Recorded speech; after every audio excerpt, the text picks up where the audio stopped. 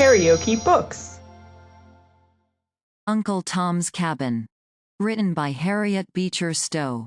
Audiobook. Chapter 45. Concluding Remarks. The writer has often been inquired of, by correspondents from different parts of the country, whether this narrative is a true one, and to these inquiries she will give one general answer. The separate incidents that compose the narrative are, to a very great extent, authentic, occurring, many of them, either under her own observation, or that of her personal friends. She or her friends have observed characters the counterpart of almost all that are here introduced, and many of the sayings are word for word as heard herself, or reported to her. The personal appearance of Eliza, the character ascribed to her, are sketches drawn from life.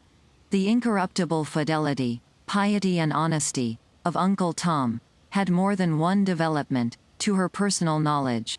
Some of the most deeply tragic and romantic, some of the most terrible incidents, have also their parallels in reality.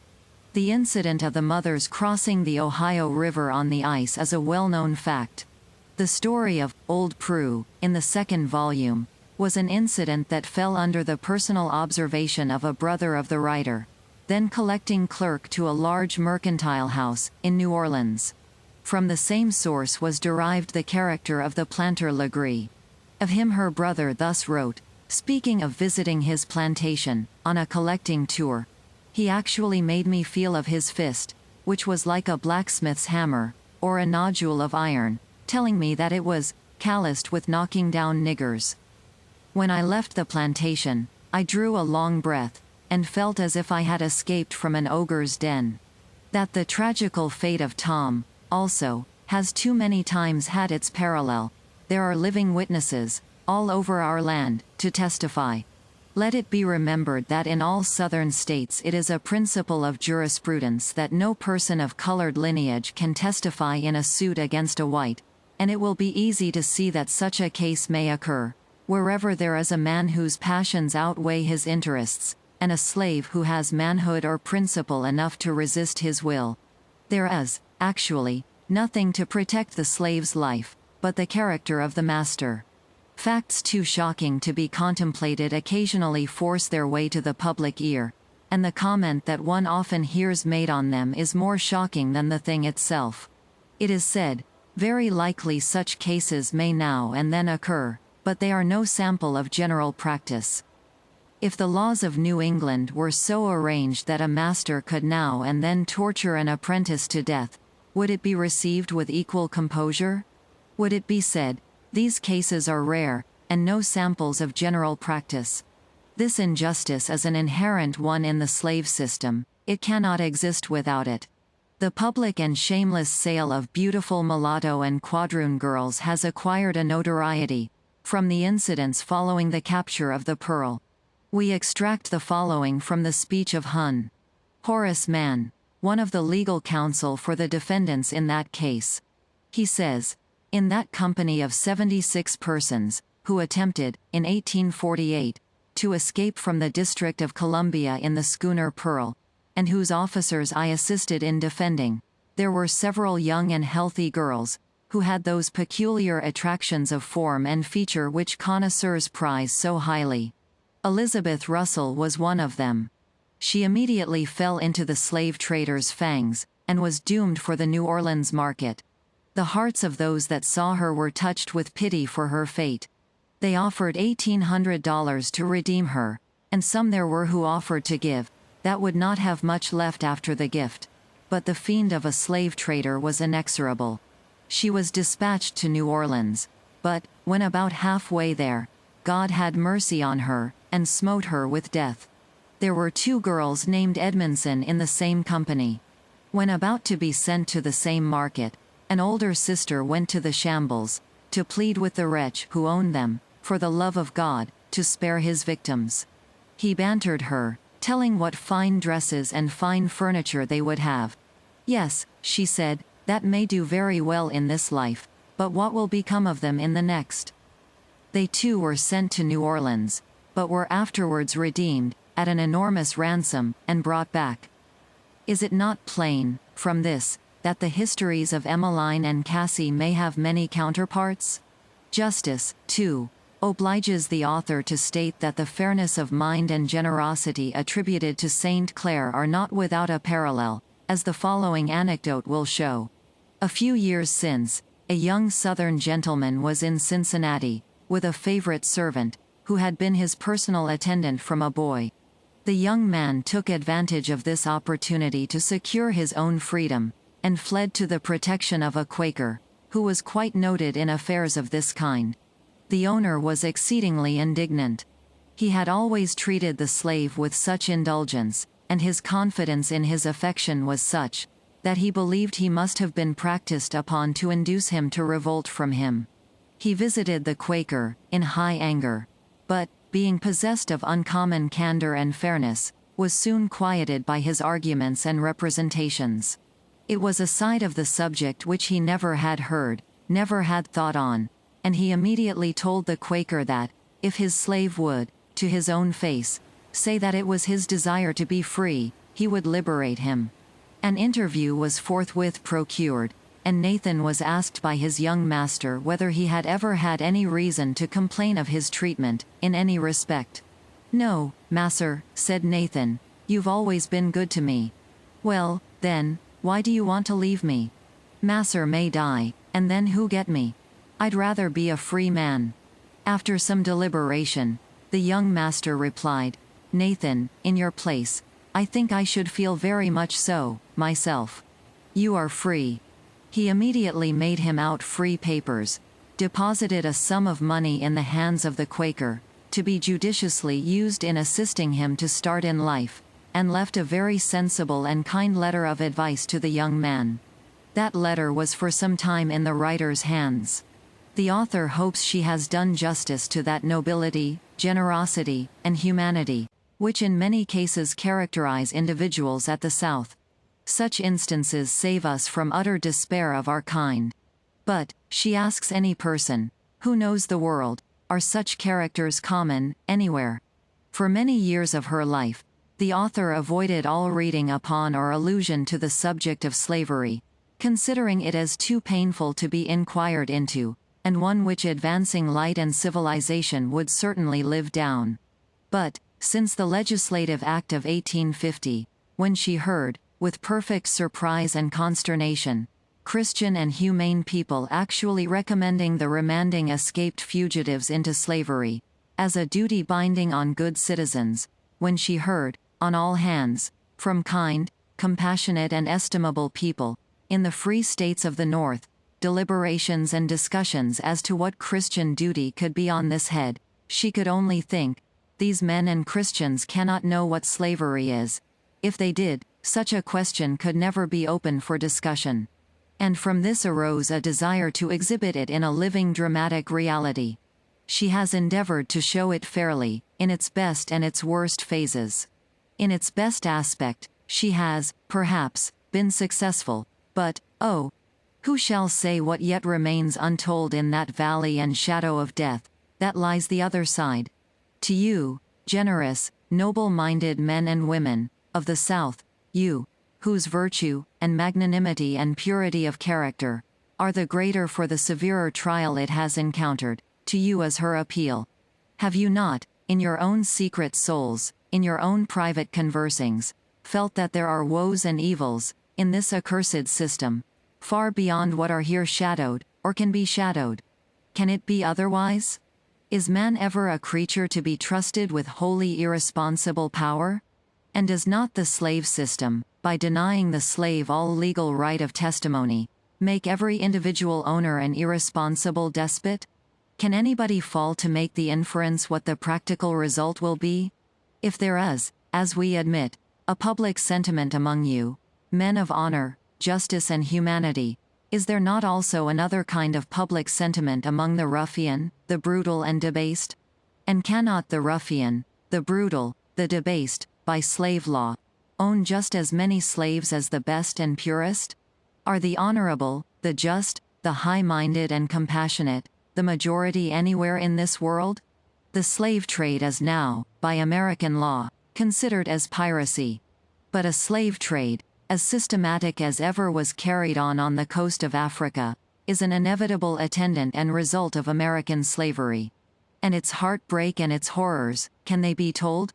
The writer has given only a faint shadow, a dim picture, of the anguish and despair that are, at this very moment, riving thousands of hearts, shattering thousands of families, and driving a helpless and sensitive race to frenzy and despair. There are those living who know the mothers whom this accursed traffic has driven to the murder of their children, and themselves seeking in death a shelter from woes more dreaded than death.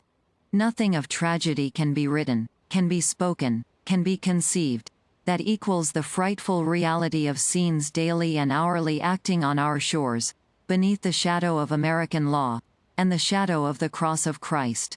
And now, men and women of America, is this a thing to be trifled with, apologized for, and passed over in silence? Farmers of Massachusetts, of New Hampshire, of Vermont, of Connecticut, who read this book by the blaze of your winter evening fire, strong-hearted, generous sailors and ship owners of Maine, is this a thing for you to countenance and encourage? Brave and generous men of New York, farmers of rich and joyous Ohio, and ye of the wide prairie states, answer, is this a thing for you to protect and countenance?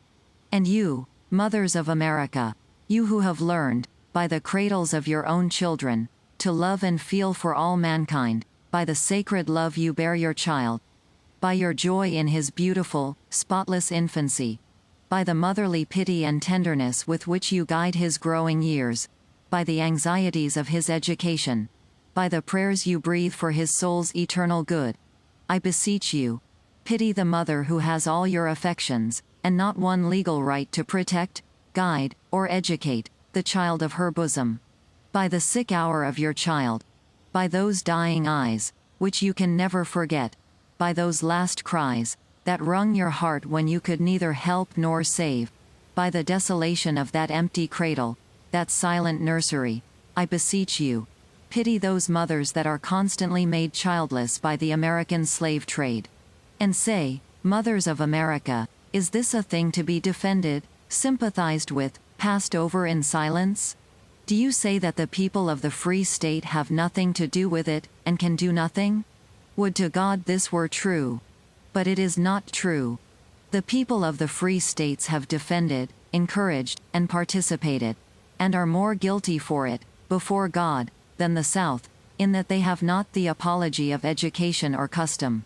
If the mothers of the Free States had all felt as they should, in times past, the sons of the Free States would not have been the holders, and, proverbially, the hardest masters of slaves. The sons of the Free States would not have connived at the extension of slavery, in our national body. The sons of the Free States would not, as they do, trade the souls and bodies of men as an equivalent to money, in their mercantile dealings. There are multitudes of slaves temporarily owned, and sold again, by merchants in northern cities, and shall the whole guilt or obloquy of slavery fall only on the South?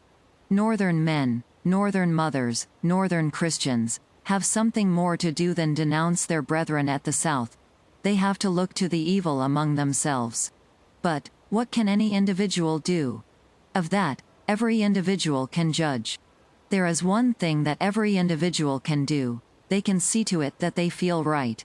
An atmosphere of sympathetic influence encircles every human being, and the man or woman who feels strongly, healthily and justly, on the great interests of humanity, is a constant benefactor to the human race. See, then, to your sympathies in this matter. Are they in harmony with the sympathies of Christ? Or are they swayed and perverted by the sophistries of worldly policy? Christian men and women of the North. Still further, you have another power, you can pray. Do you believe in prayer? Or has it become an indistinct apostolic tradition? You pray for the heathen abroad. Pray also for the heathen at home. And pray for those distressed Christians whose whole chance of religious improvement is an accident of trade and sale, from whom any adherence to the morals of Christianity is, in many cases, an impossibility, unless they have given them, from above, the courage and grace of martyrdom. But, still more, On the shores of our free states are emerging the poor, shattered, broken remnants of families, men and women, escaped, by miraculous providences from the surges of slavery, feeble in knowledge, and, in many cases, infirm in moral constitution, from a system which confounds and confuses every principle of Christianity and morality.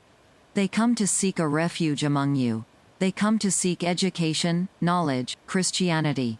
What do you owe to these poor unfortunates, O Christians? Does not every American Christian owe to the African race some effort at reparation for the wrongs that the American nation has brought upon them? Shall the doors of churches and schoolhouses be shut upon them? Shall states arise and shake them out? Shall the Church of Christ hear in silence the taunt that is thrown at them, and shrink away from the helpless hand that they stretch out, and, by her silence, encourage the cruelty that would chase them from our borders? If it must be so, it will be a mournful spectacle. If it must be so, the country will have reason to tremble, when it remembers that the fate of nations is in the hands of one who is very pitiful, and of tender compassion. Do you say, we don't want them here, let them go to Africa? That the providence of God has provided a refuge in Africa, is, indeed, a great and noticeable fact. But that is no reason why the Church of Christ should throw off that responsibility to this outcast race which her profession demands of her. To fill up Liberia with an ignorant, inexperienced, half-barbarized race, just escaped from the chains of slavery, would be only to prolong, for ages, the period of struggle and conflict which attends the inception of new enterprises. Let the Church of the North receive these poor sufferers in the spirit of Christ. Receive them to the educating advantages of Christian Republican society and schools, until they have attained to somewhat of a moral and intellectual maturity, and then assist them in their passage to those shores, where they may put in practice the lessons they have learned in America. There is a body of men at the North, comparatively small, who have been doing this, and, as the result, this country has already seen examples of men, formerly slaves, who have rapidly acquired property, reputation, and education. Talent has been developed, which, considering the circumstances, is certainly remarkable, and, for moral traits of honesty, kindness, tenderness of feeling, for heroic efforts and self-denials, endured for the ransom of brethren and friends yet in slavery, they have been remarkable to a degree that, considering the influence under which they were born, is surprising. The writer has lived, for many years, on the frontier line of slave states, and has had great opportunities of observation among those who formerly were slaves. They have been in her family as servants, and, in default of any other school to receive them, she has, in many cases, had them instructed in a family school, with her own children. She has also the testimony of missionaries, among the fugitives in Canada, in coincidence with her own experience, and her deductions, with regard to the capabilities of the race, are encouraging in the highest degree. The first desire of the emancipated slave, generally, is for education. There is nothing that they are not willing to give or do to have their children instructed, and, so far as the writer has observed herself, or taken the testimony of teachers among them, they are remarkably intelligent and quick to learn. The results of schools, founded for them by benevolent individuals in Cincinnati, fully establish this. The author gives the following statement of facts, on the authority of Professor C. E. Stowe, then of Lane Seminary, Ohio, with regard to emancipated slaves, now resident in Cincinnati, given to show the capability of the race, even without any very particular assistance or encouragement. The initial letters alone are given. They are all residents of Cincinnati. B. Furniture maker. 20 years in the city. Worth $10,000, all his own earnings, a Baptist. C. Full black. Stolen from Africa. Sold in New Orleans. Been free 15 years. Paid for himself $600. A farmer. Owns several farms in Indiana. Presbyterian. Probably worth $15,000 or $20,000, all earned by himself. K. Full black. Dealer in real estate. worth $30,000, about 40 years old, free 6 years, paid $1,800 for his family, member of the Baptist Church, received a legacy from his master, which he has taken good care of, and increased. G. Full black, coal dealer, about 30 years old, worth $18,000, paid for himself twice, being once defrauded to the amount of $1,600, made all his money by his own efforts, much of it while a slave, hiring his time of his master, and doing business for himself, a fine, gentlemanly fellow. W. 3/4 black, barber and waiter, from Kentucky, 19 years free, paid for self and family over $3,000, deacon in the Baptist Church. G. D. 3/4 black, whitewasher, from Kentucky, 9 years free, paid $1,500 for self and family, recently died, aged 60, worth $6,000. Professor Stowe says, with all these, except G. I have been, for some years, personally acquainted, and make my statements from my own knowledge. The writer well remembers an aged colored woman, who was employed as a washerwoman in her father's family. The daughter of this woman married a slave. She was a remarkably active and capable young woman, and, by her industry and thrift, and the most persevering self-denial, raised $900 for her husband's freedom, which she paid, as she raised it, into the hands of his master. She yet wanted $100 of the price, when he died. She never recovered any of the money. These are but few facts, among multitudes which might be adduced, to show the self-denial, energy, patience, and honesty, which the slave has exhibited in a state of freedom. And let it be remembered that these individuals have thus bravely succeeded in conquering for themselves comparative wealth and social position, in the face of every disadvantage and discouragement. The colored man, by the law of Ohio, cannot be a voter, and, till within a few years, was even denied the right of testimony in legal suits with the white. Nor are these instances confined to the state of Ohio. In all states of the Union we see men, but yesterday burst from the shackles of slavery, who, by a self-educating force, which cannot be too much admired, have risen to highly respectable stations in society. Pennington, among clergymen, Douglas and Ward, among editors, are well-known instances. If this persecuted race, with every discouragement and disadvantage, have done thus much, how much more they might do if the Christian Church would act towards them in the spirit of her Lord. This is an age of the world when nations are trembling and convulsed. A mighty influence is abroad, surging and heaving the world, as with an earthquake. And is America safe? Every nation that carries in its bosom great and unredressed injustice has in it the elements of this last convulsion. For what is this mighty influence thus rousing in all nations and languages those groanings that cannot be uttered, for man's freedom and equality? O Church of Christ, read the signs of the times. Is not this power the spirit of him whose kingdom is yet to come, and whose will to be done on earth as it is in heaven? But who may abide the day of his appearing? For that day shall burn as an oven, and he shall appear as a swift witness against those that oppress the hireling in his wages, the widow and the fatherless, and that turn aside the stranger in his right, and he shall break in pieces the oppressor.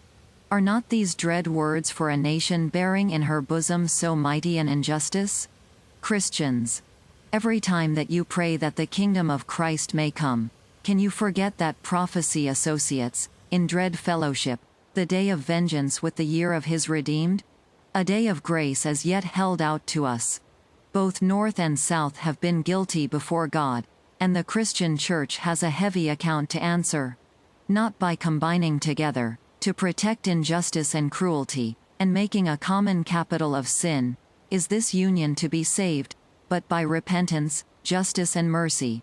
For, not surer is the eternal law by which the millstone sinks in the ocean, than that stronger law, by which injustice and cruelty shall bring on nations the wrath of Almighty God.